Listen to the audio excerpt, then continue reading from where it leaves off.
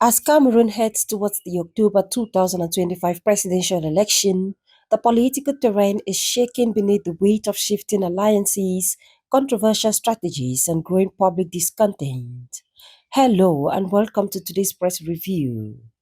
According to emissions, both the National Union for Democracy and Progress and the Front for the National Salvation of Cameroon have officially withdrawn from the ruling coalition, sparking the question, what remains of the Biya Grand North Alliance?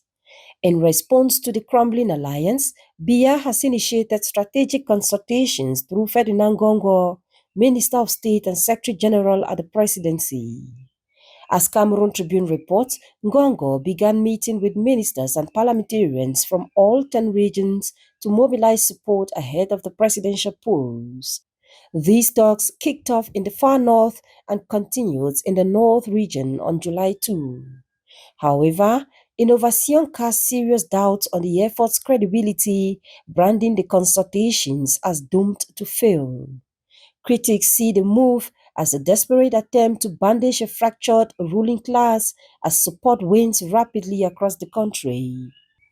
In a notable power signal, the Median reports that President Biya's choice of Ngongo over Prime Minister John Guti to lead this mission confirms the Secretary General at the Presidency of the Republic's position as the de facto second in command. As old alliances fall apart, new ones are forming.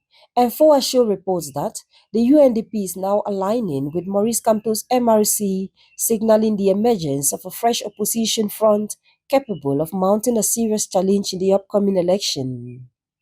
Adding to the speculation, Lameteo suggests that both Bello Buba Maigari and Issa Chiruma Bakari are being urged by grassroots supporters to back Gibai Gatama, the respected journalist and head of L'Oeil du Sahel.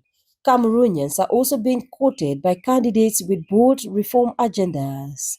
Mutation highlights the political program of Jean Bouga Hegbe, a former IMF economist and presidential candidate who proposes to abolish the Senate, the Economic and Social Council, and even the position of Prime Minister if elected. His vision, grounded in Pan-Africanist principles, is challenging entrenched political structures. Public frustration with the status quo is boiling over. The Guardian Post warns of a tsunami gathering to sweep Biya from power. The wave of criticism is echoed by Amadou Vamuke, who, quoted in Le Jour, bleakly declares, Cameroon is dead. Meanwhile, human rights activist and REDAC Vice President Barrister Alice Com is calling for total change. In an interview with La Nouvelle Expression, she lambasts Bia's governance, particularly in light of recent ministerial resignations, and urges Cameroonians to liberate themselves by electing a new leader who can drive through development. As political instability grows, so do scandals within state institutions. Efo Mateng details the ongoing Pat Konjekam affair, where a public enterprise led by former youth president of the ANDP was recently convicted for illegally sealing a private company's warehouse. A harsher appeal verdict and stiffer penalties are reportedly looming. See you next time when we review the press.